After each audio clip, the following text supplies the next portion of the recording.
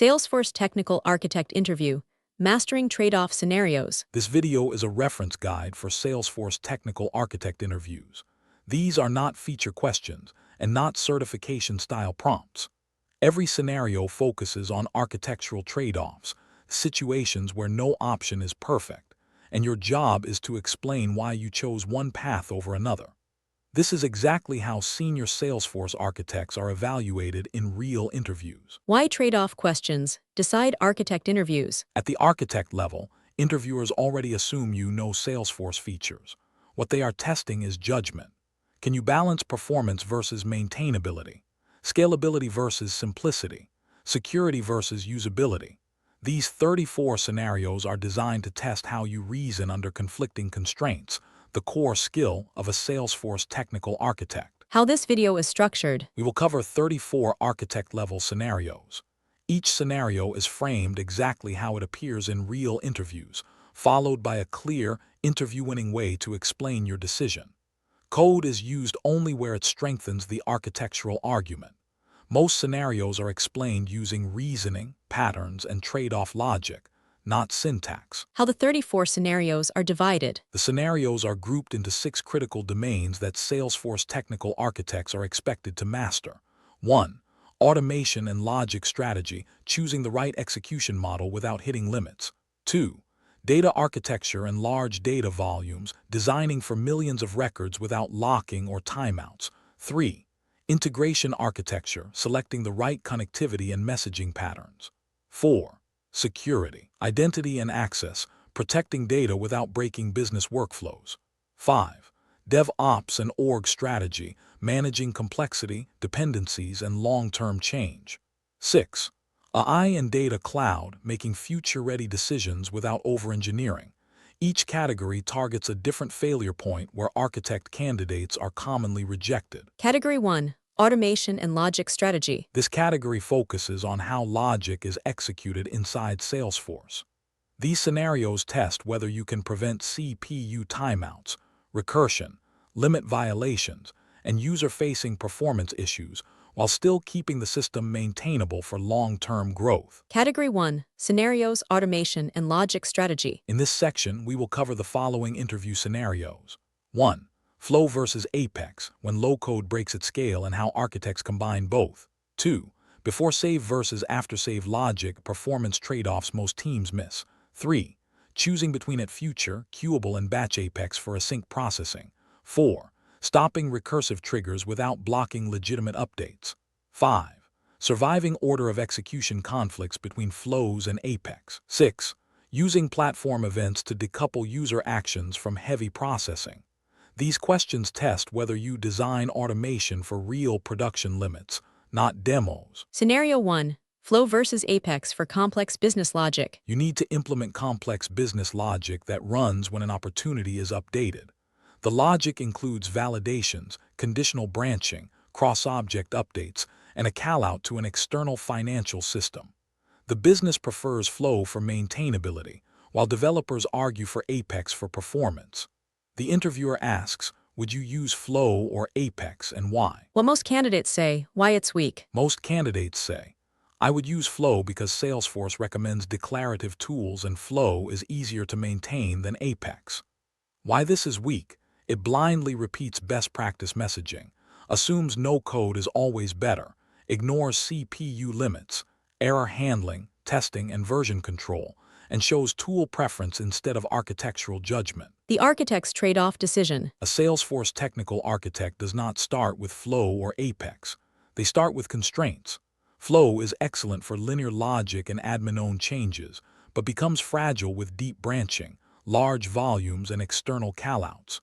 Apex provides transaction control, bulk safety, and explicit error handling, but increases development and maintenance cost. The correct decision is not Flow versus Apex, but Flow for orchestration and Apex for execution. The interview-winning Salesforce technical architect answer. Here is the answer that demonstrates architectural maturity. 1. I don't choose Flow or Apex upfront. I start with complexity and failure modes. 2. For simple validations and field updates, I use Flow because it's easier to maintain and faster to change. 3. When logic includes deep branching, external callouts, or strict performance requirements, I move that logic into Apex. 4. Flow remains the orchestration layer, while Apex handles execution. This balances maintainability with reliability and scalability. Here is the Apex invocable method pattern, used to delegate complex logic from Flow to Apex. Disclaimer: always test code in a non-production environment. This code shows how Flow acts as the entry point while Apex executes bulk-safe logic. The invocable method allows Flow to orchestrate execution without embedding complex logic directly inside Flow. The cost you are accepting. This architecture intentionally accepts additional complexity, coordination between admins and developers, and a two-layer solution. These costs are accepted deliberately because long-term stability, scalability, and control outweigh short-term convenience. Why this scenario wins interviews. This scenario works because it appears simple, traps junior candidates, rewards balanced thinking, mirrors real Salesforce production systems, and demonstrates true trade-off literacy. This is exactly how Salesforce technical architects are expected to think and speak. Scenario 2. Record-triggered flow versus before-save. You need to implement automation that updates fields and enforces validation logic when records are saved. The interviewer asks whether you would use a record-triggered after-save flow or a before-save flow, and more importantly, how you decide between them under performance and scale constraints. What most candidates say, why it's weak. Most candidates answer that before-save flows are faster, so they should always be used. While this is partially true, it is an incomplete answer. It ignores execution context, available actions, data consistency requirements, and long-term maintainability. The architect's trade-off decision. A Salesforce technical architect evaluates execution context before choosing the tool. Before-save flows run before the record is committed to the database and are highly CPU efficient, but they are limited in what actions they can perform. After-save flows run post-commit, allow broader operations such as creating related records and invoking async logic, but consume more resources. The decision depends on what must happen during the transaction versus after persistence. The interview-winning Salesforce technical architect answer. Here is how an architect explains this decision clearly. 1. If the requirement is to update fields or enforce validations on the same record, I use a before-save flow for maximum performance. 2. If the logic requires creating related records, invoking integrations, or coordinating downstream automation, I use an after-save flow. 3. I avoid placing heavy logic in after-save flows unless it is functionally required. 4. My decision is driven by execution timing and system limits, not personal preference. This approach minimizes CPU usage while keeping automation behavior predictable and scalable. The cost you are accepting. Choosing the correct flow type requires discipline. Before-save flows trade flexibility for performance, while after-save flows trade efficiency for capability. An architect accepts this trade-off intentionally to avoid unnecessary system load and future refactoring. Why this scenario wins interviews. This scenario tests whether candidates understand Salesforce execution, timing, instead of repeating performance myths. Strong answers demonstrate awareness of CPU limits, transaction boundaries, and the long-term impact of automation choices in real production orgs. Scenario 3. Choosing between future, Queueable, and batch Apex. You need to process large volumes of records asynchronously after a user action. The interviewer asks how you decide between future methods, Queueable Apex and batch Apex, and more importantly, why modern architectures favor Queueable in many scenarios. What most candidates say, why it's weak. Most candidates respond with feature-based answers such as future is simple, batch is for large data, and Queueable is newer. This is weak because it ignores transaction control, chaining, error handling, and operational visibility. The real reasons architects choose one async pattern over another. The architect's trade-off decision. A Salesforce technical architect evaluates async patterns based on control, scale, and observability. Future methods are fire and forget with minimal control and no chaining. Batch Apex handles very large data volumes but introduces scheduling overhead and delayed execution. Queueable Apex sits between the two, offering transaction control, chaining, better error handling, and near real-time execution. The interview-winning Salesforce Technical Architect answer. Here is how an architect explains this decision clearly. 1. I avoid future methods for anything complex because they lack chaining and robust error handling. 2. I use batch Apex only when processing millions of records where chunking is required. 3. For most async processing triggered by user actions, I choose Queueable Apex because it allows chaining, better control, and predictable execution. 4. Queueable gives me the flexibility of async processing without the operational cost of batch. This approach balances scalability, reliability, and operational simplicity. Here is Apex code showing how Queueable chaining avoids CPU and heap limits compared to future methods. Disclaimer: always test code in a non-production environment. This line demonstrates Queueable chaining. By enqueuing a new job at the end of execution, architects can process large workloads incrementally while staying within CPU and heap limits, something future methods cannot do. The cost you are accepting. Choosing Queueable Apex introduces more code and requires stronger developer discipline.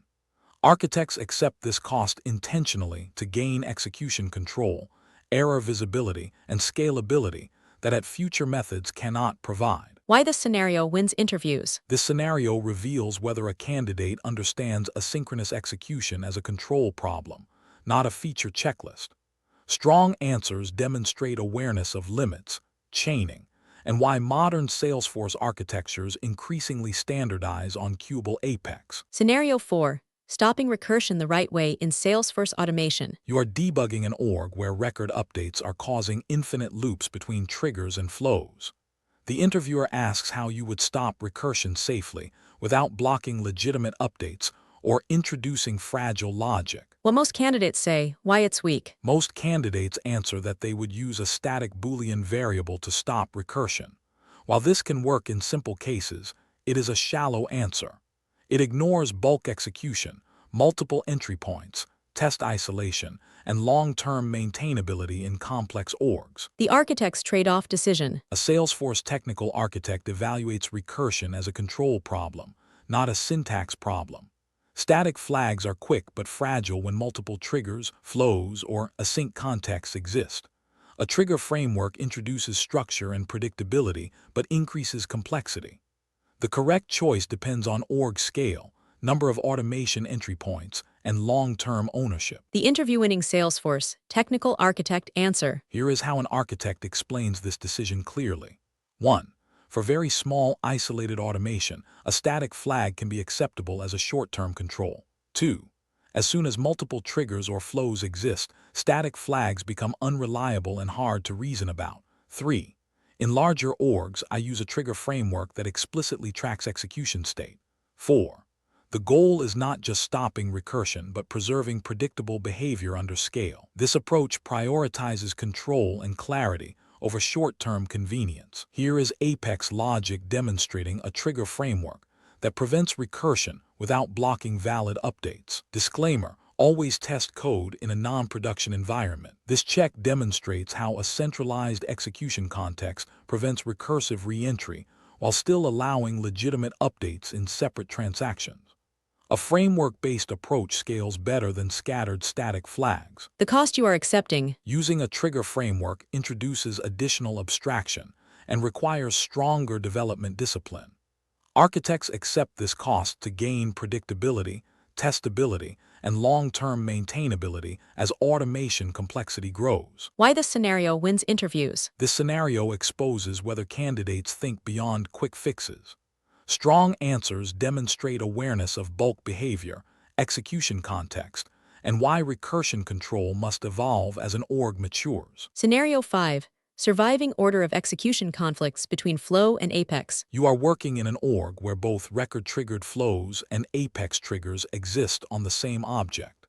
Unexpected behavior is occurring, and the interviewer asks how you reason about order of execution conflicts and how you design automation to survive them. What most candidates say, why it's weak. Most candidates recite the Salesforce order of execution diagram and stop there. While memorization is useful, it is not sufficient. Knowing the order does not automatically prevent conflicts, duplicate updates, or automation loops. The architect's trade-off decision. A Salesforce technical architect treats order of execution as a coordination problem, not a trivia question. Flows and triggers can both modify data, but without clear ownership boundaries, they compete rather than cooperate. The architect's role is to decide which layer owns which responsibility, and to design automation so that execution order becomes predictable instead of accidental. The interview-winning Salesforce technical architect answer. Here is how an architect explains this clearly. 1. I do not rely on memorizing order of execution to resolve conflicts. I rely on responsibility boundaries. 2. I use flows for orchestration, validations, and admin-owned logic. 3. I reserve Apex for complex execution that requires control or bulk safety. 4. By assigning ownership deliberately, the exact execution order becomes less fragile. This approach reduces accidental dependencies and makes automation behavior predictable over time. The cost you are accepting. This design requires upfront discipline and clear documentation. Architects accept this cost to avoid fragile systems where small changes break unrelated automation due to hidden execution order dependencies. Why this scenario wins interviews. This scenario distinguishes candidates who memorize diagrams from those who design resilient systems. Strong answers show that the candidate can prevent execution order problems rather than debug them repeatedly in production. Scenario 6. Using platform events to decouple user save time. You need to perform heavy processing and external integrations when a record is saved, but users are experiencing slow save times. The interviewer asks how you would decouple user transactions from long-running logic without sacrificing reliability or scalability. What most candidates say, why it's weak. Most candidates say they would move the logic to Async Apex. While this improves performance, it is an incomplete answer. It ignores coupling, retry behavior, consumer scalability, and the difference between background processing and true event-driven architecture. The architect's trade-off decision. A Salesforce technical architect distinguishes between delaying work and decoupling work. Async Apex still couples the producer and consumer within the same system. Platform events introduce an event-driven boundary, allowing producers to publish events quickly while independent consumers handle processing asynchronously and at scale. The interview-winning Salesforce technical architect answer. Here is how an architect explains this decision clearly. 1. If user save time is critical, I avoid heavy logic in the transaction. 2. Async Apex helps, but it still tightly couples execution to the originating org. 3. When I need true decoupling and scalable consumption, I publish a platform event. 4. Downstream consumers handle processing independently, protecting the user experience. This shifts the architecture from synchronous execution to event-driven design. Here is Apex code showing how platform events decouple user transactions from long-running processes. Disclaimer: always test code in a non-production environment. This publish call returns immediately, allowing the user transaction to complete quickly. Processing is handled asynchronously by one or more independent consumers, achieving true decoupling rather than delayed execution. The cost you are accepting. Platform events introduce eventual consistency, monitoring overhead, and the need to manage subscribers. Architects accept these costs to protect user experience and enable scalable, loosely coupled processing. Why this scenario wins interviews. This scenario reveals whether candidates understand the difference between async execution and event-driven architecture. Strong answers demonstrate the ability to design systems that scale without degrading user experience. Category 1 recap. Automation is about control, not convenience. In this category, we focused on how logic executes inside Salesforce. These scenarios are not about choosing tools. They are about controlling CPU usage, preventing recursion, managing async behavior, and protecting the user experience. Strong architects design automation that survives scale, complexity, and change, not just initial requirements. Automation failures are the fastest way to destabilize a Salesforce org. Architects who master these trade-offs prevent outages, performance degradation, and fragile systems long before they reach production. Please check description or comment section of this video. I have given a lot of links for downloading 6 PDFs containing all types of most asked interview question and answers like scenario-based, technical-based, behavioral-based, real-world problem-solving, generally most asked, and system design. Required for your Salesforce jobs interviews like Salesforce LWC developer jobs, Salesforce technical architect jobs, Salesforce Solution Architect jobs, Salesforce Service Cloud Consultant or Specialist jobs, Salesforce Test Engineer jobs, Salesforce DevOps Engineer jobs, Salesforce Marketing Cloud Developer or Consultant or Specialist jobs, Salesforce Admin jobs, Salesforce Developer jobs, etc., etc. These questions and answers are carefully curated by industry experts, saving you people hours of research and ensuring you people will have the most accurate and relevant answers. This PDFs includes scenario-based interview questions and answers, real-world problem-solving interview questions and answers where almost 80% of the people are failing to answer, system design questions and answers where almost 90% of the people are failing to answer, with detailed solutions which are often missing from free online resources. A lot of people are claiming that these questions are coming in real interviews. So, grab them as soon as possible with both hands. Since these questions and answers covers basic to advanced interview questions and answers, that's why given 50 question and answers for each section, these questions and answers will be helpful for freshers, 2 to 3 years experienced people and 5 or above years experienced people also for your interviews. You people can download all 6 PDFs in a single zip file from below given links. Transition from logic execution to data at scale. Once automation is under control, the next architectural challenge emerges: data volume. Many Salesforce designs work perfectly at thousands of records and collapse at millions.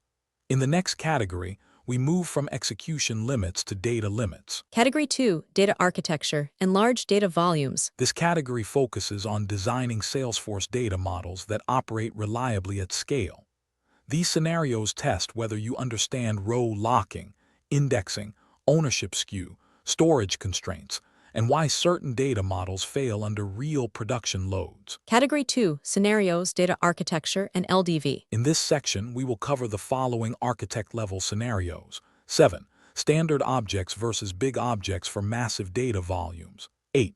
Diagnosing and fixing data skew caused by generic ownership. 9. Master detail versus lookup relationships at enterprise scale. 10. External objects versus data replication strategies. 11. Query tuning under large data volume constraints. 12. Denormalization versus referential integrity trade-offs. These scenarios separate architects who design for millions of records from those who design for demos. Scenario 7, standard objects versus big objects at massive scale. You are designing a system that must store and retain tens of millions of records for compliance and historical reporting. The interviewer asks whether you would use standard Salesforce objects or big objects, and how you decide when the scale crosses the architectural boundary. What most candidates say, why it's weak. Most candidates answer that big objects are for large data and standard objects are for normal use. This answer is weak because it ignores indexing limitations, query capabilities, transaction support, and the operational impact of choosing one storage model over another. The architect's trade-off decision. A Salesforce technical architect evaluates data storage based on access patterns, compliance needs, and query requirements. Standard objects support full CRUD operations, relationships, and reporting, but they do not scale indefinitely. Big objects are optimized for massive, append-only datasets with strict indexing rules, limited querying, and no traditional transactions. The decision hinges on whether the data must be operational or archival. The interview-winning Salesforce technical architect answer. Here is how an architect explains this decision clearly. 1. If the data is actively used in business processes, reporting, or automation, I use standard objects. 2. Once data volume grows into the tens of millions and becomes primarily historical or compliance-driven, I evaluate big objects. 3. Big objects require strict indexing and limited query patterns, which I account for upfront. 4. I treat big objects as an architectural boundary, not just a storage optimization. This ensures the data model aligns with both scale and business usage. The cost you are accepting. Choosing big objects sacrifices flexibility, ad hoc querying, and transactional behavior. Architects accept these limitations deliberately when compliance, retention, and scale outweigh operational convenience. Why this scenario wins interviews. This scenario exposes whether candidates understand Salesforce data limits beyond object creation. Strong answers demonstrate awareness of scale boundaries, access patterns, and why not all data belongs in standard objects. Scenario 8. Data skew crisis caused by generic ownership. You are troubleshooting an enterprise Salesforce org where record updates intermittently fail with row lock errors. Investigation reveals that millions of records share the same owner. The interviewer asks how you diagnose data skew and what architectural decisions prevent it at scale. What most candidates say, why it's weak. Most candidates respond that Salesforce has locking issues at scale or that the solution is to add retry logic. This is a weak answer because it treats symptoms, not causes. It ignores ownership distribution, sharing recalculation cost, and how Salesforce enforces data consistency under concurrent updates. The architect's trade-off decision. A Salesforce technical architect recognizes data skew as a structural problem. When too many records share the same owner or parent, Salesforce must repeatedly lock the same rows to maintain consistency. Generic ownership concentrates contention. The architectural response is to redesign ownership, sharing, or access patterns so that right operations are distributed rather than serialized on a single record. The interview-winning Salesforce technical architect answer. Here is how an architect explains this decision clearly. 1. I diagnose data skew by identifying owners or parents associated with unusually high record counts. 2. Generic owners cause row lock contention because Salesforce must serialize updates. 3. I redesign ownership using queues, account teams, or logical partitioning of data. 4. The goal is to distribute right contention, not to retry failed transactions. This addresses the root cause of locking instead of masking it. The cost you are accepting. Resolving data skew often requires rethinking access models and ownership assumptions. Architects accept additional complexity in sharing and reporting to gain system stability and predictable performance under concurrent load. Why this scenario wins interviews. This scenario exposes whether candidates understand Salesforce as a multi-tenant, lock-based platform. Strong answers demonstrate the ability to identify structural data risks and design systems that scale under real-world concurrency. Scenario 9. Master detail versus lookup relationships at massive scale. You are designing a data model that must support millions of child records while maintaining roll-up information on the parent. The interviewer asks whether you would use a master detail relationship or a lookup, and how you prevent locking and performance failures at scale. What most candidates say, why it's weak. Most candidates answer that master detail should be used when roll-ups are required.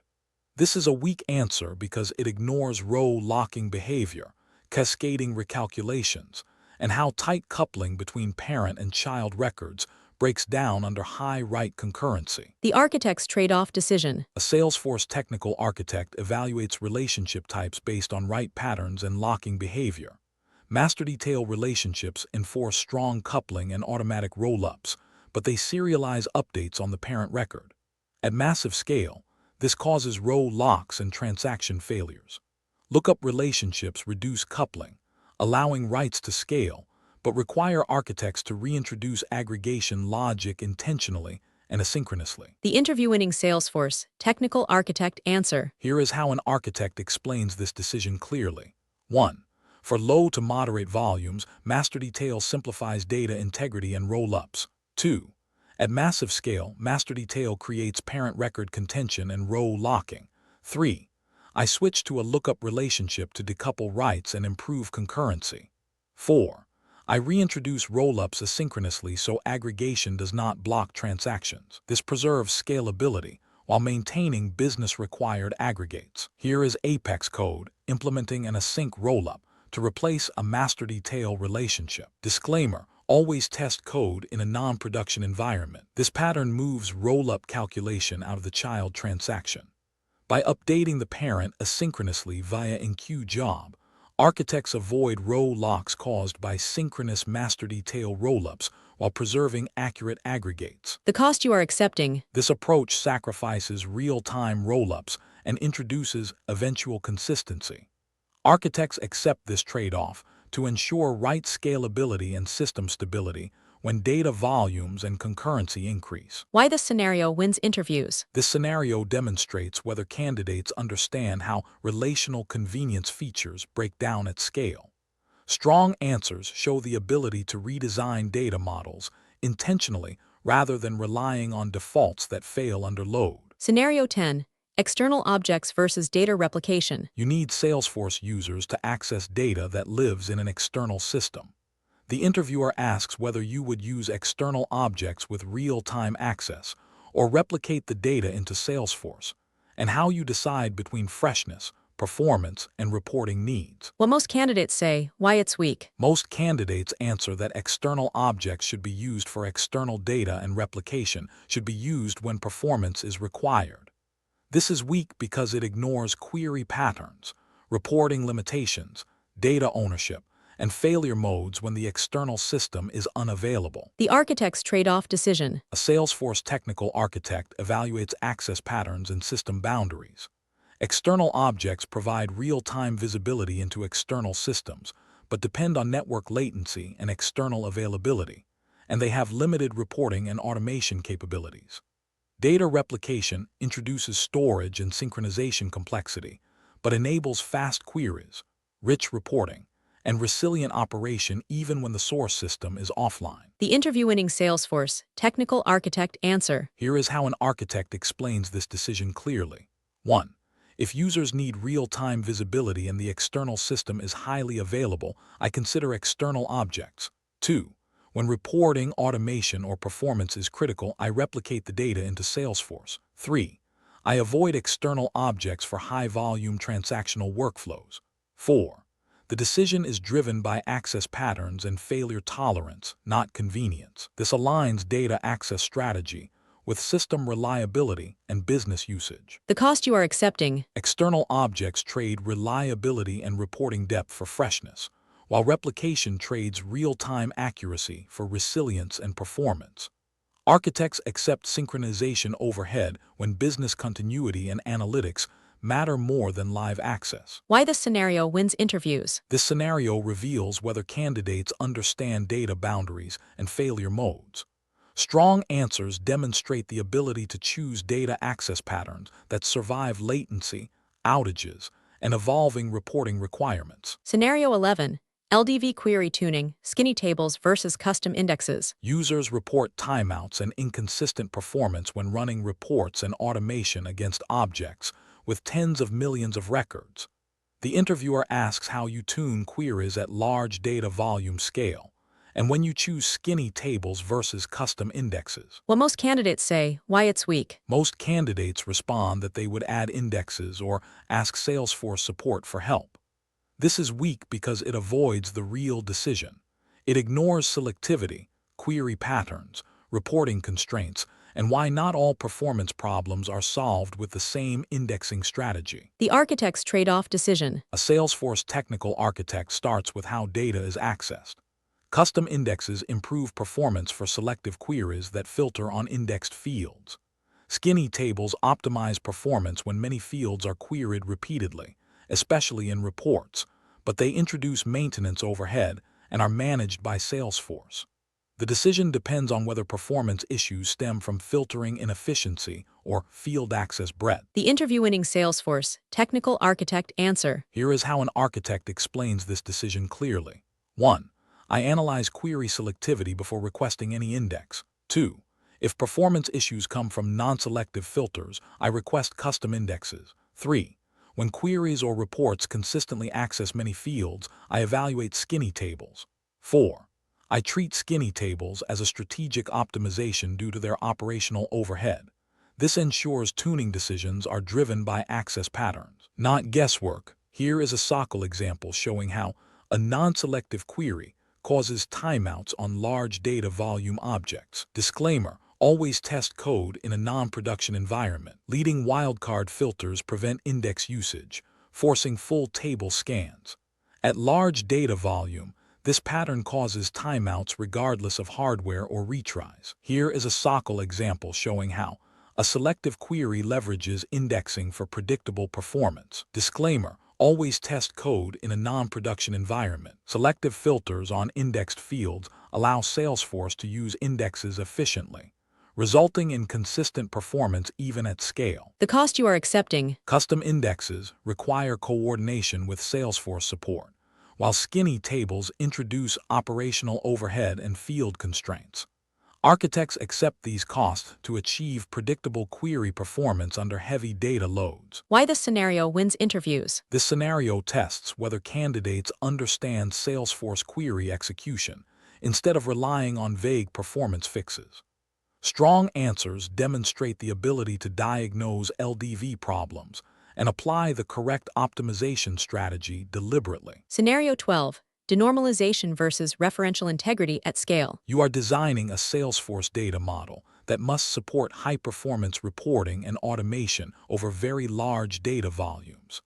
The interviewer asks whether you would denormalize data for performance or preserve strict referential integrity, and how you decide which trade-off is acceptable. What most candidates say, why it's weak. Most candidates answer that normalization is always best practice and denormalization is bad design. This is weak because it ignores read performance, query complexity, governor limits, and how Salesforce enforces relational consistency under scale. The architect's trade-off decision. A Salesforce technical architect evaluates data models based on access frequency and performance constraints. Referential integrity ensures consistency and reduces duplication, but it increases join complexity and query cost. Denormalization improves read performance by reducing joins and simplifying queries, but it introduces data duplication and synchronization responsibility. The correct choice depends on whether the system is read-heavy or write-heavy, and how much inconsistency risk the business can tolerate. The interview-winning Salesforce technical architect answer. Here is how an architect explains this decision clearly. 1. I preserve referential integrity when data consistency and correctness are critical. 2. When performance and reporting speed dominate, I selectively denormalize. 3. Denormalization is intentional and documented, not accidental duplication. 4. I introduce processes to keep duplicated data synchronized. This balances performance gains with controlled data risk. The cost you are accepting. Denormalization introduces data duplication, synchronization overhead, and potential inconsistency. Architects accept these costs deliberately when performance requirements outweigh the risks of managing duplicated data. Why this scenario wins interviews. This scenario reveals whether candidates can move beyond textbook data modeling. Strong answers demonstrate the ability to trade theoretical purity for practical performance without losing control of data quality. Category 2 recap. Data architecture fails quietly, then all at once. In this category, we focused on how Salesforce behaves when data volumes grow from thousands to millions of records. These scenarios were not about object creation. They were about locking behavior, query execution, ownership distribution, and the hard limits that appear only at scale.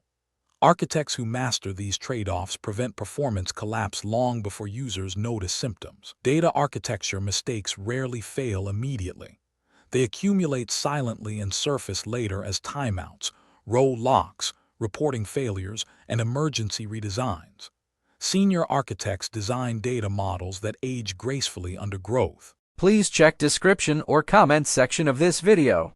I have given a lot of links for downloading 6 PDFs containing all types of most asked interview question and answers like scenario-based, technical-based, behavioral-based, real-world problem-solving, generally most asked, and system design.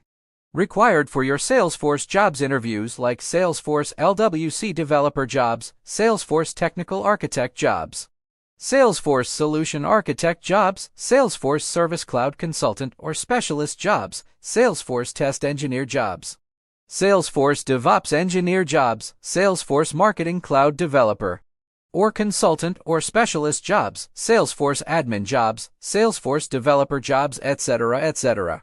These questions and answers are carefully curated by industry experts. saving you people hours of research and ensuring you people will have the most accurate and relevant answers. This PDFs includes scenario-based interview questions and answers, real-world problem-solving interview questions and answers where almost 80% of the people are failing to answer, system design questions and answers where almost 90% of the people are failing to answer, with detailed solutions, which are often missing from free online resources. A lot of people are claiming that these questions are coming in real interviews. So, grab them as soon as possible with both hands. Since these questions and answers covers basic to advanced interview questions and answers, that's why given 50 question and answers for each section, these questions and answers will be helpful for freshers, 2 to 3 years experienced people and 5 or above years experienced people also for your interviews. You people can download all 6 PDFs in a single zip file from below given links. Transition from data at scale to system connectivity. Once data is modeled correctly, the next architectural pressure point is integration. Salesforce rarely operates alone. As soon as multiple systems exchange data, architects must reason about latency, reliability, limits, and failure isolation. Category 3. Integration architecture. This category focuses on how Salesforce connects to other systems.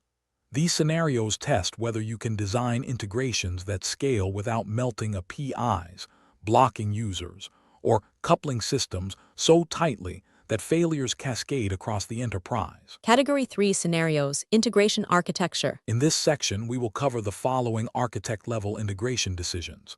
13. Middleware versus point-to-point integrations. 14. Bulk API versus REST API for high-volume data transfer. 15. Continuation pattern for long-running external requests. 16. Platform events versus change data capture. 17. Outbound messaging versus HTTP callouts. 18. Salesforce as system of record versus system of consumption. These scenarios reveal whether candidates can design integrations that survive latency, scale, and partial system failure. Scenario 13. Middleware versus point-to-point integrations. You are integrating Salesforce with multiple external systems, including ERP, billing, and analytics platforms. The interviewer asks whether you would build point-to-point integrations or introduce middleware, and how you justify the additional cost and complexity. What most candidates say, why it's weak. Most candidates answer that middleware is expensive and unnecessary, or that point-to-point integrations are simpler. This is weak because it ignores coupling, reuse, monitoring, transformation logic, and the blast radius of failures as integrations multiply. The architect's trade-off decision. A Salesforce technical architect evaluates integration strategy based on system count, change frequency, and failure isolation. Point-to-point integrations are fast to build initially, but create tight coupling and exponential maintenance cost. Middleware introduces upfront complexity and licensing cost, but centralizes transformation, routing, security, and monitoring, reducing long-term risk as the integration landscape grows. The interview-winning Salesforce technical architect answer. Here is how an architect explains this decision clearly. 1. For a small number of stable integrations, point-to-point can be acceptable. 2. As soon as integrations grow in number or volatility, point-to-point becomes fragile. 3. Middleware reduces coupling by centralizing transformation, routing, and retries. 4. I justify middleware based on long-term maintainability and failure isolation, not convenience. This reframes middleware as risk management rather than overhead. The cost you are accepting. Middleware introduces licensing cost, operational ownership, and an additional system to manage. Architects accept these costs deliberately to prevent exponential integration complexity and cascading failures as systems evolve. Why this scenario wins interviews. This scenario tests whether candidates think beyond initial build effort. Strong answers demonstrate an understanding of coupling, blast radius, and why enterprise architectures invest in middleware despite higher upfront cost. Scenario 14. Bulk API versus REST API for high-volume integrations. You need to integrate an external system that must load and update large volumes of data in Salesforce. The interviewer asks whether you would use the REST API or the Bulk API, and how you reason about throughput, error handling, and operational reliability. What most candidates say, why it's weak. Most candidates answer that REST is for small volumes and bulk API is for large volumes. This is weak because it ignores transaction semantics, partial failures, monitoring, retry behavior, and how integration choices affect operational support at scale. The architect's trade-off decision. A Salesforce technical architect evaluates data transfer patterns and failure tolerance.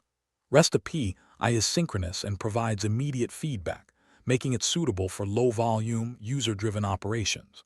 Bulk API is asynchronous, optimized for throughput, and designed to process large datasets with partial success handling. The decision hinges on whether the integration prioritizes immediacy or scale and recoverability. The interview-winning Salesforce technical architect answer. Here is how an architect explains this decision clearly. 1. I use REST API for real-time, low-volume interactions that require immediate response. 2. When ingesting or updating large datasets, I choose Bulk API for higher throughput. 3. Bulk API allows partial success and structured error recovery, which is critical at scale. 4. The decision is driven by operational reliability, not just record count. This aligns integration strategy with scale and supportability. The cost you are accepting. Bulk API introduces asynchronous processing, delayed feedback, and more complex monitoring. Architects accept these costs to achieve predictable throughput and resilient error handling when data volumes are high. Why this scenario wins interviews. This scenario reveals whether candidates understand integration as an operational concern. Strong answers demonstrate the ability to choose APIs that scale without overwhelming support teams or destabilizing downstream systems. Scenario 15. Continuation pattern for long-running external requests. You need to call an external ERP system that can take 30-45 seconds to respond, but Salesforce enforces strict request timeouts. The interviewer asks how you would handle long-running requests without blocking users or timing out the transaction. What most candidates say, why it's weak. Most candidates answer that they would make the call-out asynchronously. This is weak because it avoids the core problem. Async processing removes the timeout, but also removes the ability to return a response to the user, which may be a business requirement. The architect's trade-off decision. A Salesforce technical architect distinguishes between background processing and user interactive latency. When users must wait for an external response, but the call exceeds standard limits, the continuation pattern allows Salesforce to pause the request, free server resources, and resume processing when the external system responds. This preserves user interaction without blocking threads. The interview-winning Salesforce technical architect answer. Here is how an architect explains this decision clearly. 1. If the user does not need an immediate response, I move processing to Async. 2. When the user must wait for a response, Async alone is insufficient. 3. I use the continuation pattern to handle long-running callouts without timeouts. 4. This balances user experience with platform constraints. This preserves interactivity while respecting Salesforce limits. Here is Apex code demonstrating the continuation pattern for long-running external callouts without hitting request timeouts. Disclaimer: always test code in a non-production environment. This annotation enables the continuation pattern, allowing Salesforce to release the request thread while waiting for the external system. The response is handled later without timing out the user session. The cost you are accepting. The continuation pattern is more complex to implement and limited to specific UI contexts. Architects accept this complexity to preserve interactive user experiences when external systems respond slowly. Why this scenario wins interviews. This scenario differentiates candidates who understand Salesforce limits from those who design around them. Strong answers demonstrate mastery of rare but critical patterns used in real-world enterprise integrations. Scenario 16. Platform events versus change data capture, CDC. You need to notify downstream systems when data changes in Salesforce. The interviewer asks whether you would use platform events or change data capture, and how you decide based on event semantics, payload control, and scalability. What most candidates say, why it's weak. Most candidates answer that CDC is automatic and platform events are custom. This is weak because it ignores event intent, payload ownership, replay behavior, limits, and how consumers evolve over time. The architect's trade-off decision. A Salesforce technical architect chooses between CDC and platform events based on intent and control. CDC is optimized for broadcasting record-level changes with a fixed schema and standardized semantics. Platform events are application-defined events that provide full control over payload, versioning, and publish timing. The decision hinges on whether consumers need raw data changes or business-level signals. The interview-winning Salesforce technical architect answer. Here is how an architect explains this decision clearly. 1. I use CDC when downstream systems need to react to data changes consistently. 2. CDC provides standardized events but limited payload customization. 3. When consumers need business context events, I use platform events. 4. Platform events give me control over payload versioning and publish timing. This aligns event choice with consumer needs and system evolution. The cost you are accepting. CDC limits customization and schema control, while platform events require governance around versioning and contracts. Architects accept these costs deliberately based on integration intent and long-term maintenance. Why this scenario wins interviews. This scenario tests whether candidates understand event-driven integration beyond mechanics. Strong answers demonstrate the ability to choose event models that scale with consumers and evolving business semantics. Scenario 17. Outbound messaging versus HTTP callouts. You need to notify an external system when Salesforce data changes. The interviewer asks whether you would use outbound messaging or HTTP callouts, and how you decide based on reliability, retry behavior, and operational control. What most candidates say, why it's weak. Most candidates answer that HTTP callouts are more modern and flexible. This is weak because it ignores guaranteed delivery, retry semantics, transaction coupling, and why legacy mechanisms still exist in enterprise systems. The architect's trade-off decision. A Salesforce technical architect evaluates integration patterns based on delivery guarantees and failure handling. Outbound messaging is asynchronous, provides automatic retries, and guarantees eventual delivery, but is limited to SOAP and fixed payloads. HTTP callouts offer full control, flexibility, and modern protocols, but require architects to explicitly design retries, error handling, and idempotency. The interview-winning Salesforce technical architect answer. Here is how an architect explains this decision clearly. 1. If guaranteed delivery is critical and payload requirements are simple, I consider outbound messaging. 2. Outbound messaging provides built-in retries without custom code. 3. When flexibility, custom protocols, or complex payloads are required, I use HTTP callouts. 4. With HTTP callouts, I explicitly design retries and idempotency. This aligns integration choice with reliability and control requirements. The cost you are accepting. Outbound messaging limits payload flexibility and uses SOAP, while HTTP callouts shift retry and reliability responsibility to the architect. These trade-offs are accepted deliberately based on integration criticality. Why this scenario wins interviews. This scenario exposes whether candidates understand why older integration patterns persist. Strong answers demonstrate the ability to choose reliability over novelty when business requirements demand it. Scenario 18. Salesforce as system of record versus system of consumption. You are designing an enterprise architecture where Salesforce integrates with multiple upstream and downstream systems. The interviewer asks whether Salesforce should be treated as the system of record or as a consumer of data, and how you make that determination without creating ownership confusion. What most candidates say, why it's weak. Most candidates answer that Salesforce is the system of record for CRM data and a consumer for everything else. This is weak because it oversimplifies data ownership, ignores bidirectional flows, and fails to account for governance, auditability, and data stewardship responsibilities. The architect's trade-off decision. A Salesforce technical architect defines system of record boundaries by data authority, not application branding. Salesforce may be the system of record for customer interactions, sales pipeline, and service activity, while consuming master data from ERP, finance, or identity systems.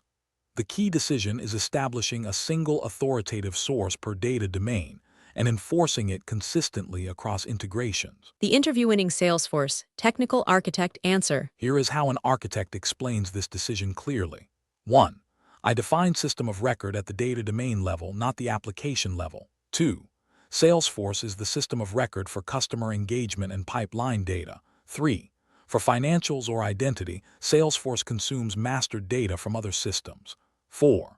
Clear ownership prevents data conflicts and integration loops. This ensures accountability and clean data governance. The cost you are accepting. Defining clear ownership can limit flexibility and requires strong governance discipline.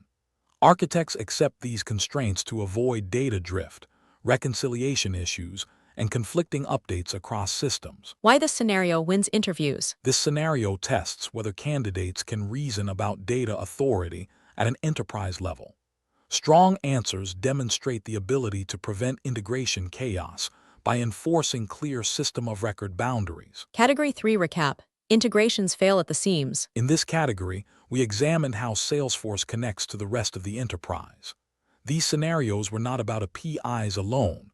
They were about coupling, latency, failure isolation, and long-term operability. Architects who design integrations correctly prevent cascading failures when systems slow down, change, or go offline. Integration mistakes rarely surface in development. They appear in production as silent data loss, retry storms, blocked users, or systems that cannot evolve independently. Senior architects design for failure, not ideal conditions. Please check description or comments section of this video. I have given a lot of links for downloading 6 PDFs containing all types of most asked interview question and answers like scenario-based, technical-based, behavioral-based, real-world problem-solving, generally most asked, and system design.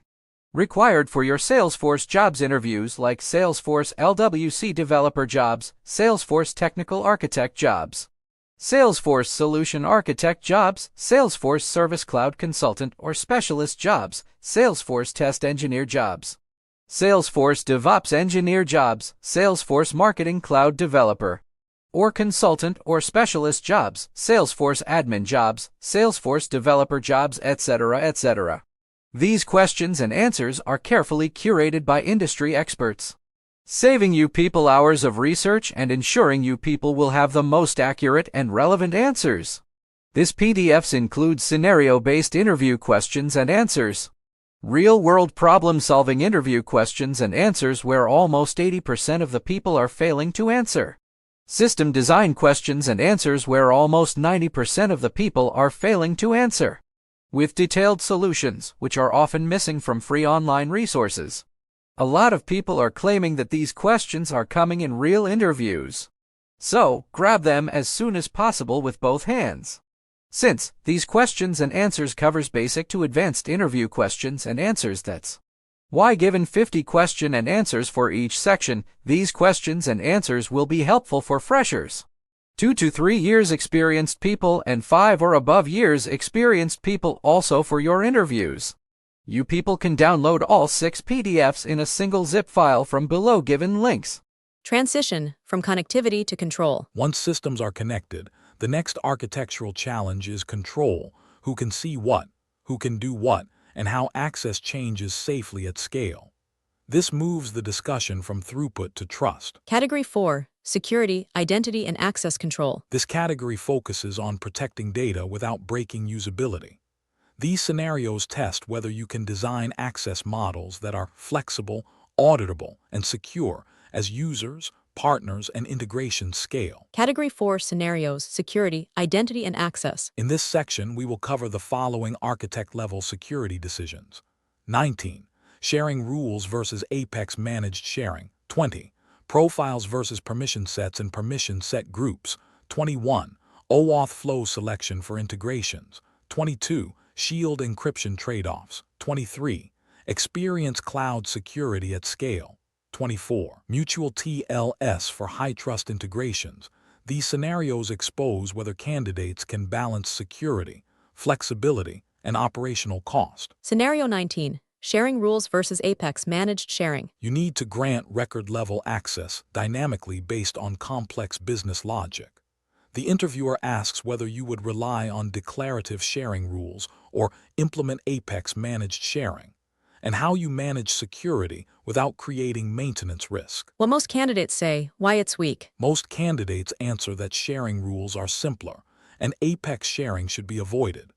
This is weak because it ignores dynamic access requirements, per-record logic, and the limitations of declarative sharing in complex security models. The architect's trade-off decision. A Salesforce technical architect evaluates access control based on flexibility and lifecycle management.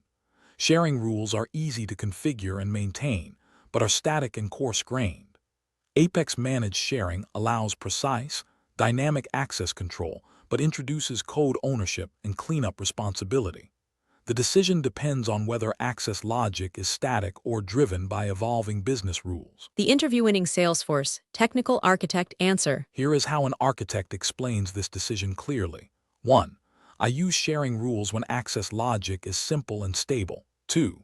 When access depends on dynamic business rules, sharing rules break down. 3. Apex managed sharing allows per-record, rule-driven access. 4. I design managed sharing with explicit cleanup and governance. This balances flexibility with security maintainability. Here is Apex code showing how Apex managed sharing provides dynamic access control beyond standard sharing rules. Disclaimer: always test code in a non-production environment. This insertion creates a managed share record tied to business logic.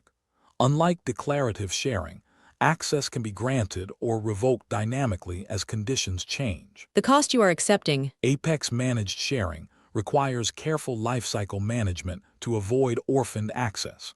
Architects accept this responsibility to enable security models that declarative tools cannot express. Why this scenario wins interviews. This scenario tests whether candidates understand security as a dynamic system.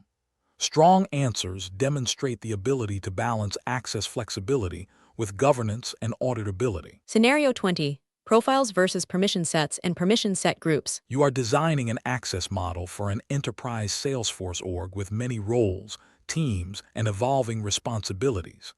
The interviewer asks whether profiles are still sufficient, or whether you should move to permission sets and permission set groups, and why. What most candidates say, why it's weak. Most candidates answer that profiles are legacy and permission sets are the future. This is weak because it replaces one rule of thumb with another and ignores operational reality, governance, and how access models scale over time. The architect's trade-off decision. A Salesforce technical architect treats profiles as a baseline access contract and permission sets as composable capability grants. Profiles define minimum access needed to log in and function, while permission sets add role, project, or feature-specific access.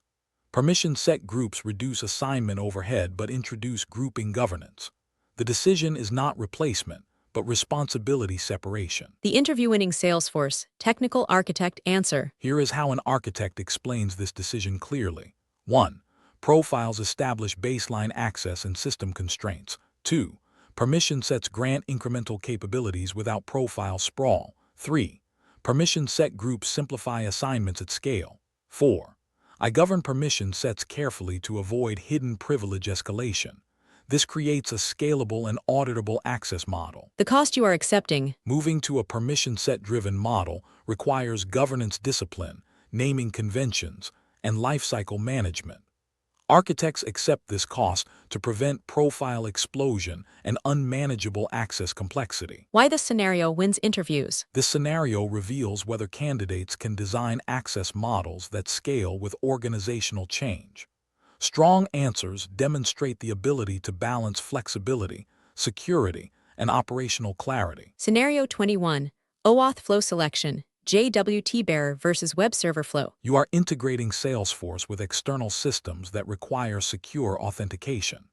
The interviewer asks how you choose between the JWT bearer flow and the OAuth web server flow, and what security and operational trade-offs influence that decision. What most candidates say, why it's weak. Most candidates answer that JWT is for servers and web server flow is for users.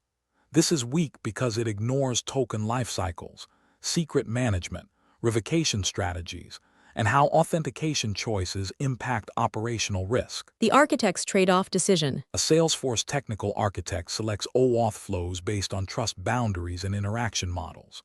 The JWT bearer flow enables headless, server-to-server authentication without user interaction, relying on certificate-based trust.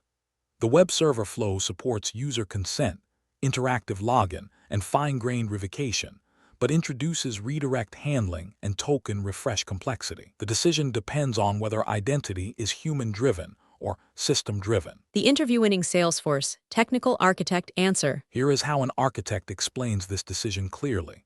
1. For machine-to-machine integrations, I use JWT bearer flow. 2.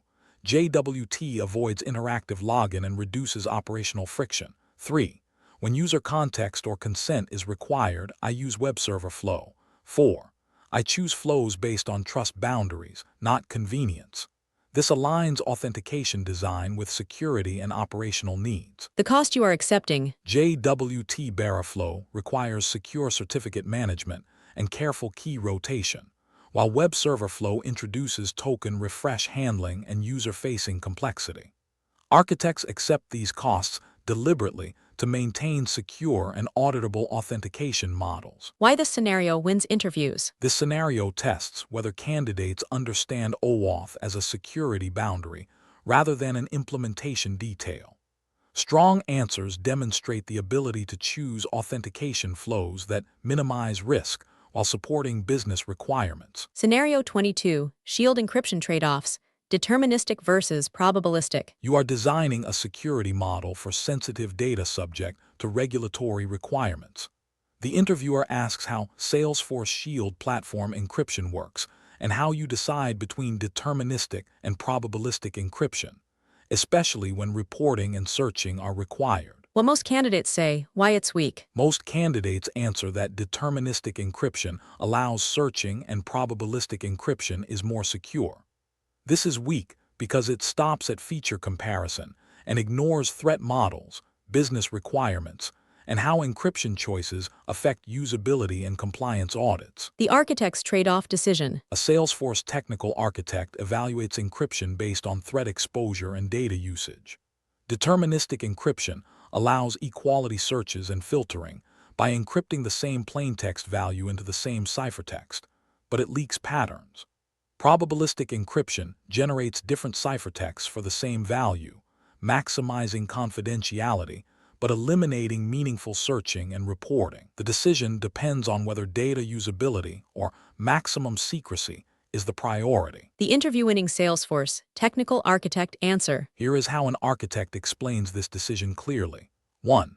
For data that must be searched or filtered, I use deterministic encryption. 2. I accept the reduced secrecy in exchange for operational usability. 3. For highly sensitive fields with no reporting requirement, I use probabilistic encryption. 4. I align encryption choice with the threat model, not just compliance checklists. This balances security strength with business usability. The cost you are accepting. Deterministic encryption exposes data patterns, while probabilistic encryption severely limits usability. Architects accept these trade-offs intentionally based on regulatory requirements, threat exposure, and operational needs. Why this scenario wins interviews. This scenario tests whether candidates understand security beyond checkboxes. Strong answers demonstrate the ability to reason about threat models, usability impact, and why stronger encryption is not always the correct architectural choice. Scenario 23. Experience cloud at massive scale, arrow, sharing sets and no roles. You are designing an experience cloud implementation that must support tens or hundreds of thousands of external users. The interviewer asks how you design sharing and access control at scale, especially when traditional role hierarchies do not apply. What most candidates say, why it's weak. Most candidates answer that they would use roles and sharing rules like internal users. This is weak because it ignores license constraints, role hierarchy limits, recalculation overhead, and the fact that external users do not scale with internal sharing models. The architect's trade-off decision. A Salesforce technical architect designs experience cloud security around scale and isolation. External users typically operate without roles, relying instead on account relationship objects, arrow, sharing sets, and explicit access mappings. Role hierarchies introduce performance and maintenance issues at scale. The correct approach is to model access around accounts and relationships, not organizational hierarchy. The interview-winning Salesforce Technical Architect answer. Here is how an architect explains this decision clearly. 1. I avoid role hierarchies for large external user populations. 2. I use sharing sets to grant access based on account relationships. 3. Account relationship objects model access explicitly at scale. 4. This design minimizes recalculation cost and improves performance. This aligns Experience Cloud security with scalability constraints. The cost you are accepting. This approach requires careful upfront data modeling and clear relationship definitions. Architects accept this complexity to avoid performance collapse and unmanageable sharing recalculations as the user base grows. Why this scenario wins interviews. This scenario tests whether candidates understand that external user scale changes everything. Strong answers demonstrate the ability to redesign security models instead of forcing internal user patterns onto Experience Cloud. Scenario 24, Mutual TLS MTLS, for high-trust integrations. You are designing an integration between Salesforce and a highly sensitive external system, such as a banking or healthcare platform. The interviewer asks when Mutual TLS is appropriate, how it differs from standard TLS with OAuth, and what operational trade-offs it introduces. What most candidates say, why it's weak. Most candidates answer that MTLS is more secure and should be used for critical integrations. This is weak because it ignores certificate lifecycle management, operational complexity, and the fact that MTLS solves a different problem than OAuth alone. The architect's trade-off decision. A Salesforce technical architect evaluates MTLS based on trust requirements and threat models. Standard TLS authenticates the server, while OAuth authenticates the client identity at the application level. Mutual TLS adds transport-level client authentication using certificates, creating a strong, non-repudiable trust boundary. This increases security but introduces certificate issuance, rotation, and operational coordination costs. The interview-winning Salesforce Technical Architect answer. Here is how an architect explains this decision clearly. 1. I use MTLS only when strong transport-level client authentication is required. 2. OAuth handles identity and authorization, but MTLS adds non-repudiable trust. 3. MTLS is appropriate for regulated or high-risk integrations. 4. I avoid MTLS unless the security requirement justifies the operational cost. This aligns security strength with business risk and operational reality. The cost you are accepting. Mutual TLS requires certificate provisioning, rotation, monitoring, and coordinated incident response. Architects accept these costs deliberately when regulatory or risk requirements demand the highest level of transport security. Why this scenario wins interviews. This scenario tests whether candidates understand layered security and operational impact. Strong answers demonstrate the ability to choose advanced security mechanisms only when they are truly warranted. Category 4 recap. Security is a governance problem. In this category, we focused on protecting data without destroying usability. These scenarios were not about locking everything down. They were about designing access models, identity boundaries, and encryption strategies that scale safely. Architects who master security trade-offs prevent breaches, privilege creep, and operational paralysis. Security failures rarely come from missing features. They come from poor governance, unclear ownership, and security models that cannot evolve as the business grows. Please check description or comments section of this video. I have given a lot of links for downloading 6 PDFs containing all types of most asked interview question and answers like scenario-based, technical-based, behavioral-based, real-world problem-solving, generally most asked, and system design. Required for your Salesforce jobs interviews like Salesforce LWC developer jobs, Salesforce technical architect jobs, Salesforce solution architect jobs, Salesforce service cloud consultant or specialist jobs, Salesforce test engineer jobs, Salesforce DevOps engineer jobs, Salesforce marketing cloud developer. or consultant or specialist jobs, Salesforce admin jobs, Salesforce developer jobs, etc., etc. These questions and answers are carefully curated by industry experts, saving you people hours of research and ensuring you people will have the most accurate and relevant answers.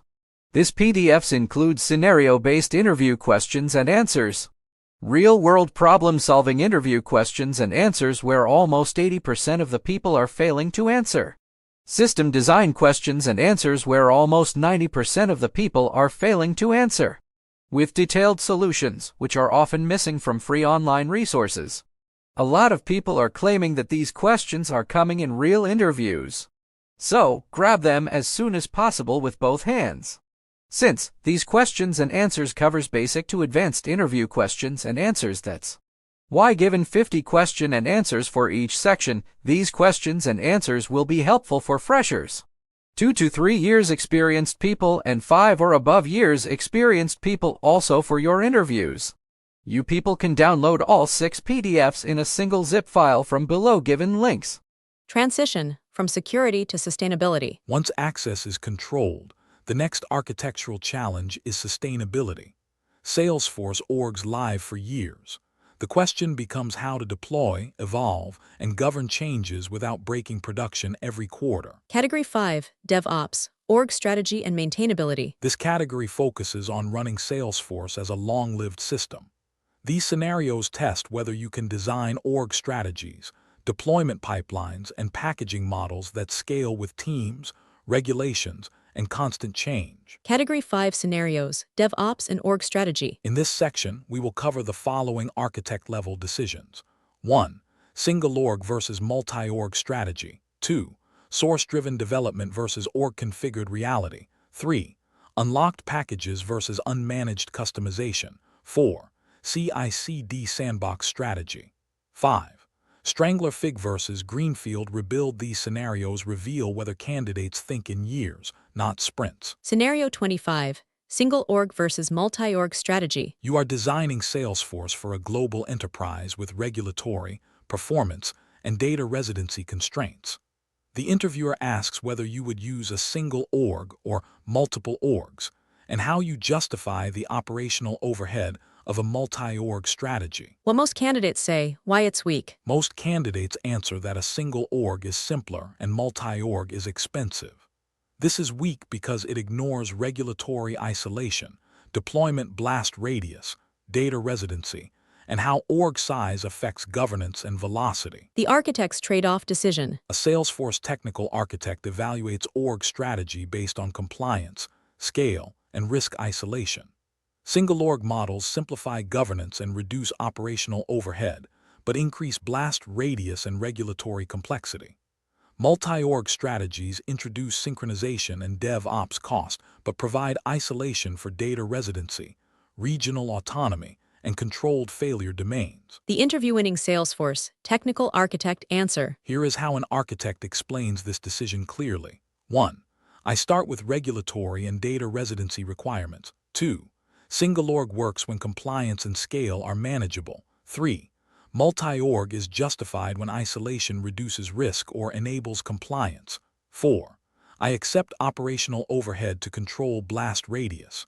This frames org strategy as risk management, not cost avoidance. The cost you are accepting. Multi-org strategies increase DevOps complexity, data synchronization challenges, and operational cost. Architects accept these costs deliberately to gain regulatory compliance, isolation, and long-term scalability. Why this scenario wins interviews. This scenario tests whether candidates can balance simplicity against enterprise risk. Strong answers demonstrate the ability to design org strategies that survive regulation, growth, and organizational change. Scenario 26. Source-driven development versus org-configured reality. You are implementing CI/CD in a Salesforce org that includes CPQ, complex reference data, and significant admin-driven configuration. The interviewer asks how you reconcile source-driven development with the reality that not everything can be cleanly represented in source control. What most candidates say, why it's weak. Most candidates answer that everything should be source-controlled. This is weak because it ignores managed packages, tool-generated metadata, environment-specific data, and the operational cost of forcing all configuration into version control. The architect's trade-off decision. A Salesforce technical architect treats source control as the system of record for code and stable metadata, not for every configuration artifact. CPQ rules, reference data, and environment-specific settings often require controlled, repeatable processes outside traditional source control. The decision is to combine source-driven development with governed org-level configuration management. The interview-winning Salesforce technical architect answer. Here is how an architect explains this decision clearly. 1. I use source control for Apex, LWC flows, and stable metadata. 2. For CPQ and reference data, I use controlled deployment and seeding strategies. 3. I document and automate configuration where possible without forcing it into Git. 4. The goal is repeatability, not dogmatic source purity. This balances DevOps rigor with Salesforce platform reality. The cost you are accepting. This approach introduces multiple deployment mechanisms and governance paths. Architects accept this complexity to avoid brittle pipelines and constant friction between developers and administrators. Why this scenario wins interviews. This scenario reveals whether candidates understand Salesforce as a hybrid platform. Strong answers demonstrate pragmatic DevOps thinking that values reliability and team velocity over ideological purity. Scenario 27. Unlocked packages versus happy soup customization. You are inheriting a large Salesforce org with years of unmanaged customization. The interviewer asks whether you would introduce unlocked packages or continue with direct org customization, and how you justify modularization despite the added complexity. What most candidates say, why it's weak. Most candidates answer that unlocked packages are best practice and happy soup is bad. This is weak because it ignores dependency management, versioning overhead, cross-team coordination, and the fact that packaging introduces new failure modes. The architect's trade-off decision. A Salesforce technical architect evaluates packaging as a modularity strategy, not a checkbox. Happy soup allows rapid change but creates invisible dependencies and high blast radius. Unlocked packages introduce explicit boundaries, versioning, and dependency graphs, reducing risk over time but increasing upfront governance and release discipline. The decision hinges on team count, release velocity, and long-term maintainability. The interview-winning Salesforce technical architect answer. Here is how an architect explains this decision clearly. 1. For small teams with low change velocity, happy soup can be acceptable. 2. As teams and releases grow, invisible dependencies become dangerous. 3. Unlocked packages make dependencies explicit and versioned. 4. I introduce packaging incrementally to control risk, not overnight. This reframes packaging as a risk reduction strategy. Here is a sample sfdxproject.json illustrating dependency risks. Disclaimer: always test code in a non-production environment. This dependency declaration makes coupling explicit.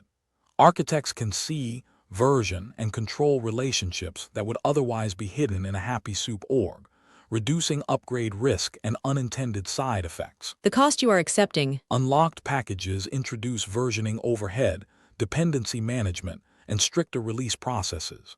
Architects accept these costs to gain modularity, safer deployments, and clearer ownership boundaries. Why this scenario wins interviews. This scenario reveals whether candidates understand maintainability as a long-term risk problem. Strong answers demonstrate the ability to trade short-term convenience for sustainable, modular architectures. Scenario 28. CI/CD sandbox strategy. Full copy versus developer pro pipelines. You are designing a CI/CD strategy for a large Salesforce org with multiple teams and frequent releases. The interviewer asks whether you rely on full copy sandboxes, developer pro sandboxes, or a combination, and how you prevent deployment risk while maintaining velocity. What most candidates say, why it's weak. Most candidates answer that full copy is for testing and developer sandboxes are for development. This is weak because it ignores data fidelity, refresh cadence, pipeline automation, and how environment choice affects defect detection and release confidence. The architect's trade-off decision. A Salesforce technical architect designs CI/CD around purpose-built environments. Developer Pro sandboxes enable fast, parallel development with source-driven pipelines. Full copy sandboxes provide production-like data and integrations for final validation, but are expensive and slow to refresh. The correct strategy is to use Developer Pro sandboxes for continuous integration and reserve full copy for release hardening and high-risk testing. The interview-winning Salesforce Technical Architect answer. Here is how an architect explains this decision clearly. 1. I use Developer Pro sandboxes for CI and automated testing. 2. They support parallel work and fast feedback loops. 3.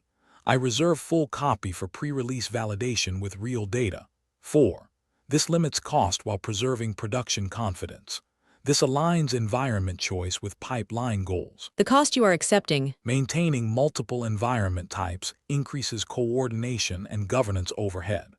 Architects accept this cost to avoid late-stage surprises and reduce the risk of production failures. Why this scenario wins interviews. This scenario reveals whether candidates understand CI/CD as a risk management system. Strong answers demonstrate the ability to balance speed, cost, and confidence across the release lifecycle. Scenario 29. Strangler Fig versus Greenfield Rebuild. You are modernizing a legacy Salesforce implementation with years of technical debt and fragile customizations. The interviewer asks whether you would incrementally refactor using the Strangler Fig pattern or perform a full Greenfield rebuild, and how you justify the risk either way. What most candidates say, why it's weak. Most candidates answer that Greenfield rebuilds are cleaner or that incremental refactoring is safer.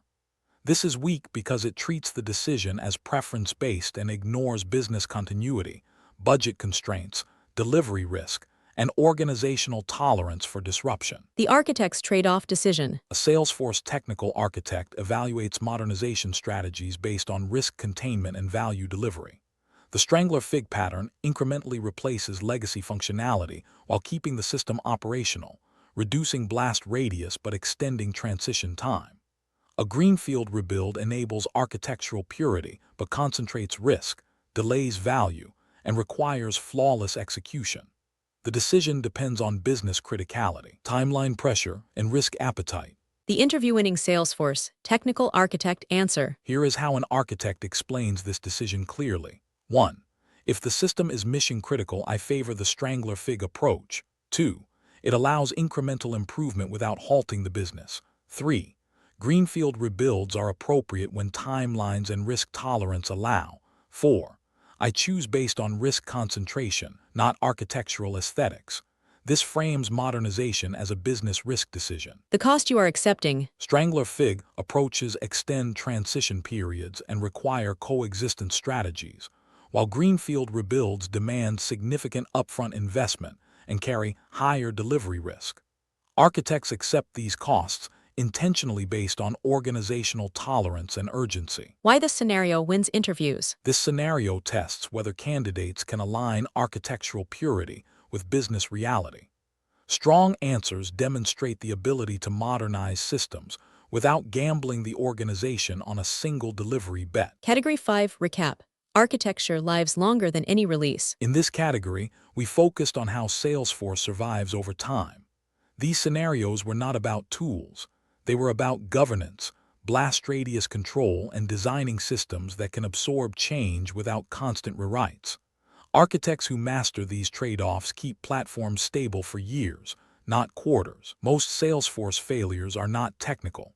They are organizational, caused by unmanaged dependencies, fragile deployment models, and decisions optimized for speed instead of sustainability. Please check description or comments section of this video.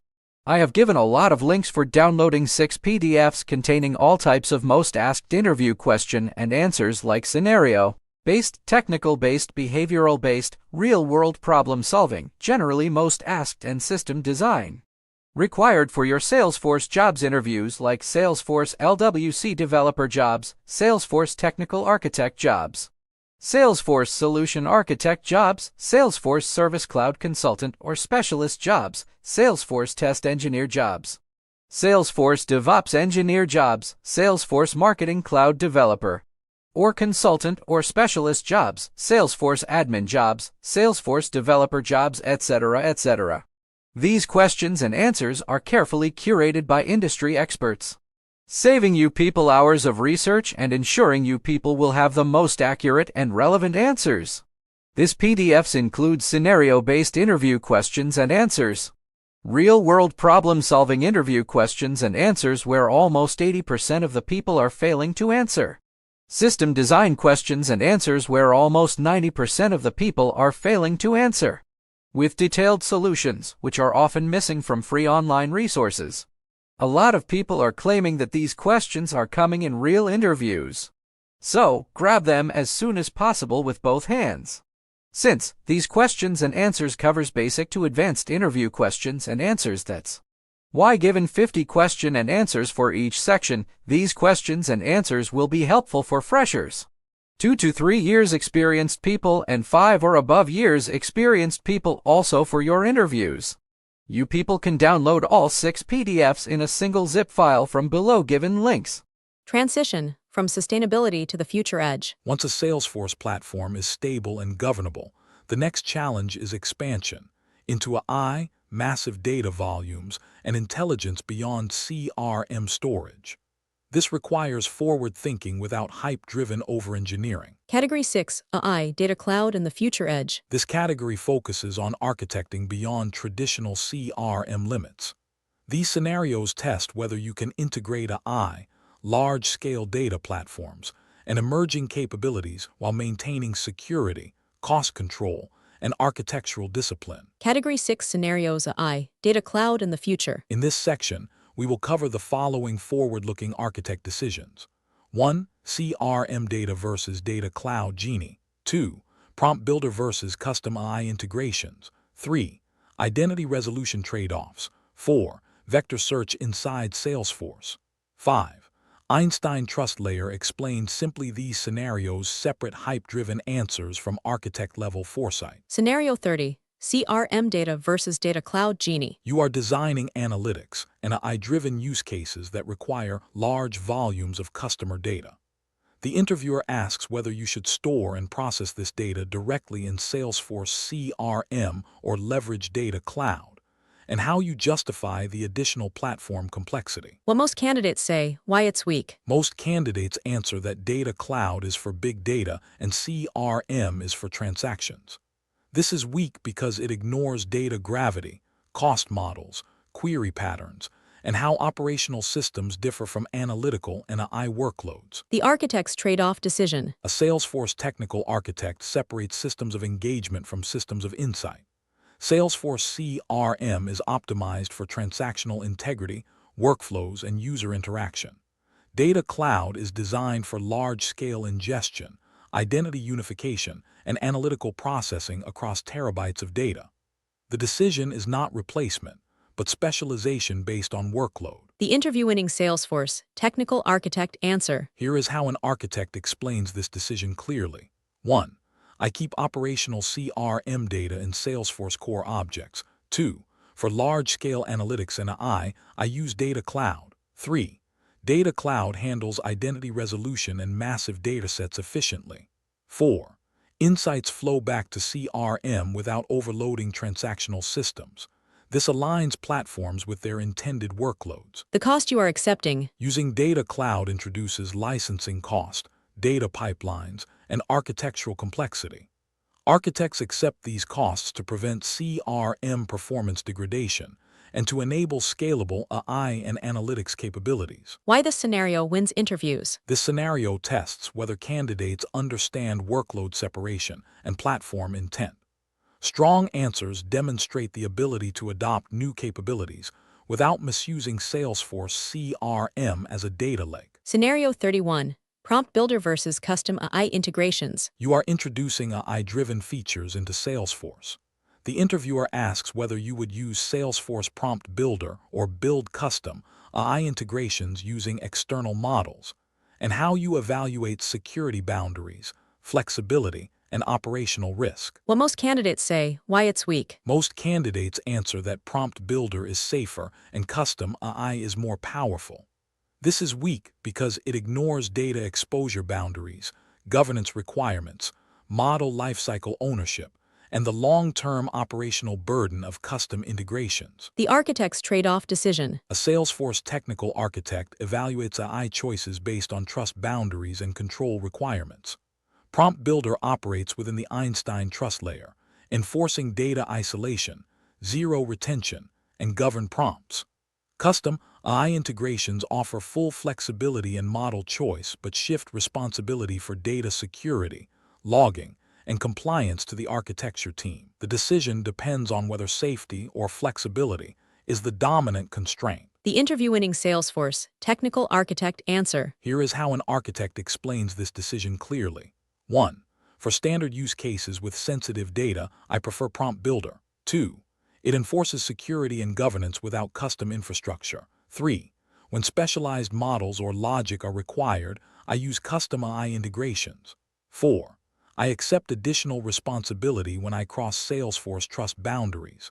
This aligns AI adoption with risk and governance constraints. Here is Apex code showing how a custom AI HTTP callout shifts security and compliance responsibility away from Salesforce. Disclaimer: always test code in a non-production environment. This callout crosses Salesforce trust boundaries.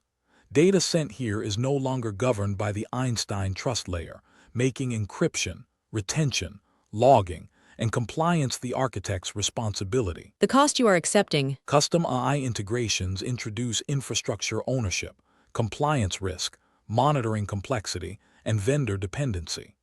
Architects accept these costs deliberately when business requirements exceed what governed AI tools can provide. Why this scenario wins interviews. This scenario tests whether candidates understand AI as a trust boundary decision.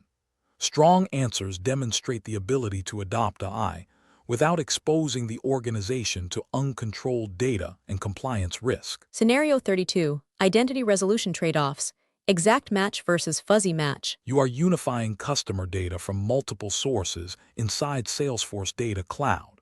The interviewer asks how you design identity resolution rules and whether you prioritize exact matching or fuzzy matching, especially when data quality varies across systems. What most candidates say, why it's weak. Most candidates answer that fuzzy matching is better because it finds more matches. This is weak because it ignores false positives, downstream data corruption, regulatory risk, and the operational cost of incorrect identity merges. The architect's trade-off decision. A Salesforce technical architect evaluates identity resolution based on confidence thresholds and impact of error. Exact matching prioritizes correctness and auditability, but may underlink records. Fuzzy matching increases linkage rates, but introduces the risk of incorrect merges that are difficult to reverse. The decision depends on the business tolerance for false positives versus missed connections. The interview-winning Salesforce technical architect answer. Here is how an architect explains this decision clearly. 1. I start with exact matching for high-confidence identifiers. 2. Exact matches preserve auditability and data trust. 3. I layer fuzzy matching selectively where the cost of false positives is low. 4. Identity resolution is tuned based on business risk, not match volume. This aligns identity strategy with data integrity and regulatory needs. The cost you are accepting. Exact matching may leave some records unlinked, while fuzzy matching can create irreversible identity errors. Architects accept these trade-offs deliberately based on compliance requirements and business impact. Why this scenario wins interviews. This scenario tests whether candidates understand that more data is not always better data. Strong answers demonstrate the ability to balance insight generation with data trust and legal responsibility. Scenario 33, vector search inside Salesforce, semantic versus keyword search. You are designing search and recommendation experiences that must understand user intent, not just keywords. The interviewer asks when traditional social or keyword search is sufficient, and when vector-based semantic search is justified inside Salesforce. What most candidates say, why it's weak. Most candidates answer that vector search is better because it uses AI. This is weak because it ignores latency, explainability, cost, indexing strategy, and whether semantic similarity is actually required for the business use case. The architect's trade-off decision. A Salesforce technical architect chooses search strategies based on intent and tolerance for ambiguity. Keyword search is fast, deterministic, and explainable, making it ideal for exact lookups and compliance-driven use cases. Vector search enables semantic similarity and intent-based discovery, but introduces probabilistic results, higher compute cost, and reduced explainability. The decision depends on whether users are searching for exact records or concepts. The interview-winning Salesforce Technical Architect answer. Here is how an architect explains this decision clearly. 1. For exact lookups and compliance scenarios, I use keyword search. 2. Keyword search is predictable and easy to explain to users. 3. When users search by intent or meaning, I introduce vector search. 4. I accept probabilistic results only when the use case benefits from semantic discovery. This aligns search strategy with user intent and system constraints. Here is a SOCL example demonstrating vector search for semantic matching instead of keyword-based SOCL. Disclaimer: always test code in a non-production environment. This clause ranks records by semantic similarity rather than exact keyword matches. Results are probabilistic and intent-based, which is powerful for discovery, but less deterministic than traditional search. The cost you are accepting. Vector search introduces higher compute cost, probabilistic results, and reduced explainability. Architects accept these costs deliberately when semantic discovery improves user outcomes beyond what keyword search can provide. Why this scenario wins interviews. This scenario tests whether candidates can adopt AI capabilities without discarding simpler, more reliable tools. Strong answers demonstrate the ability to choose advanced search techniques only when they materially improve the user experience. Scenario 34. Einstein Trust Layer explained simply. You are presenting AI-enabled Salesforce capabilities to executives and compliance stakeholders.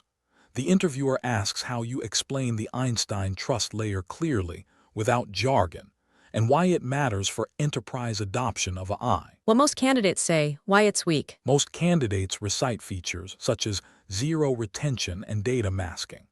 This is weak because it lists capabilities without explaining the business problem they solve, or how the trust layer changes the risk profile of AI adoption. The architect's trade-off decision. A Salesforce technical architect frames the Einstein Trust Layer as a control boundary. It allows organizations to use generative AI while keeping customer data governed, isolated, and auditable. The trade-off is reduced flexibility compared to unmanaged AI integrations, in exchange for predictable compliance and executive confidence. The interview-winning Salesforce Technical Architect answer. Here is how an architect explains the Einstein Trust Layer simply. 1. Salesforce does not retain customer data sent to AI models. 2. Customer data is isolated per tenant and not used to train models. 3. Prompts and responses are governed and auditable. 4. This lets companies adopt AI without expanding their data risk surface. This explanation builds confidence without technical overload. The cost you are accepting. Using the Einstein Trust Layer limits customization and model choice. Architects accept these constraints to ensure AI adoption aligns with compliance, security, and executive risk tolerance. Why this scenario wins interviews. This scenario tests whether candidates can translate complex security concepts into executive-ready language. Strong answers demonstrate the ability to enable innovation while maintaining trust and governance. Bonus scenario. When the correct architecture is politically impossible. This scenario goes beyond Salesforce mechanics. It tests whether you understand what it actually means to be an architect inside a real enterprise, where power dynamics and commitments matter as much as design diagrams. The dilemma, what the interviewer is really asking. You are the Salesforce technical architect on a global program. You know the current architecture is wrong. It will not scale, integrations are tightly coupled, and automation will hit limits within a year. You propose a safer design. Leadership acknowledges the risk but says, "We know, ship it anyway." The question is, what do you do now? What most candidates say, why it's weak. Most candidates say they would escalate the issue or insist on best practices. This is weak because it assumes escalation resolves politics, avoids ownership once advice is given, and ignores the reality that some bad decisions will proceed regardless of technical merit. The architect's trade-off decision. A real Salesforce technical architect understands a hard truth. Sometimes you cannot stop a bad decision. At that moment, your responsibility shifts. You move from preventing failure to containing blast radius, minimizing irreversible damage, and designing clear exit paths for future correction. The interview-winning Salesforce Technical Architect answer. Here is how elite architects explain this situation. 1. If leadership proceeds despite known risks, I don't disengage. 2. I document architectural risks and assumptions explicitly. 3. I redesign the solution to minimize blast radius and coupling. 4. I preserve reversibility through isolation, seams, and exit paths. Architects may not always prevent failure, but they ensure failure is survivable. The cost you are accepting. You accept compromised architectural purity and intentional technical debt. What you do not accept is silent risk, irreversible decisions, or unmanaged failure. Senior architects own outcomes, not just opinions. Why this scenario changes how architects think. This scenario is never taught on Trailhead and rarely written honestly. It reflects how large enterprises actually operate and tests professional maturity, political awareness, and true architectural ownership. Final words to succeed in Salesforce Technical Architect interviews. You've just walked through 34 scenarios. None were about syntax. None were about certifications. They were about judgment, trade-offs, and accountability under constraint. At the Salesforce Technical Architect level, there are no perfect answers. Every decision has a cost. Every shortcut creates future debt. Architecture lives longer than the team that builds it. The line between senior and architect. Junior professionals ask, "What should I build?" Senior architects ask what happens when it breaks. Elite architects ask how it fails safely. Salesforce does not need more feature experts. It needs architects who can think clearly under constraint, explain trade-offs calmly, and protect organizations from catastrophic failure. That is the line you've just crossed. Please check description or comments section of this video. I have given a lot of links for downloading 6 PDFs containing all types of most asked interview question and answers like scenario-based, technical-based, behavioral-based, real-world problem-solving, generally most asked, and system design.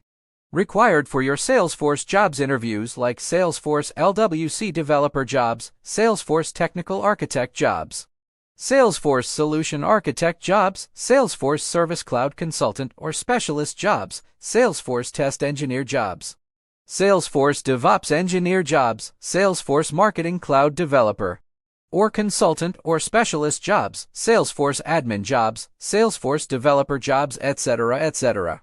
These questions and answers are carefully curated by industry experts, saving you people hours of research and ensuring you people will have the most accurate and relevant answers. This PDFs includes scenario-based interview questions and answers, real-world problem-solving interview questions and answers where almost 80% of the people are failing to answer, system design questions and answers where almost 90% of the people are failing to answer, with detailed solutions, which are often missing from free online resources. A lot of people are claiming that these questions are coming in real interviews. So, grab them as soon as possible with both hands. Since these questions and answers covers basic to advanced interview questions and answers, that's why given 50 question and answers for each section, these questions and answers will be helpful for freshers, 2 to 3 years experienced people, and 5 or above years experienced people also for your interviews. You people can download all 6 PDFs in a single zip file from below given links. For more exciting tips, tricks, and more importantly, for valuable insights of interviews, please share, like, and subscribe to my channel. It has a lot of valuable information about various insights of interviews. It has a wide range of real-world portfolio projects of various technologies for interviews, and it has wide range of most asked interview questions and answers of various technologies like data science, SAP, AWS, DevOps, and full-stack web development, and more. That will be useful during interviews. It has a wide range of most asked interview questions and answers and real-world portfolio projects of various technologies for freshers, for 2 to 3 years, experienced candidates, and for 5 or above years, experienced candidates to test their skills by knowing most asked interview questions and make themselves ready for interviews.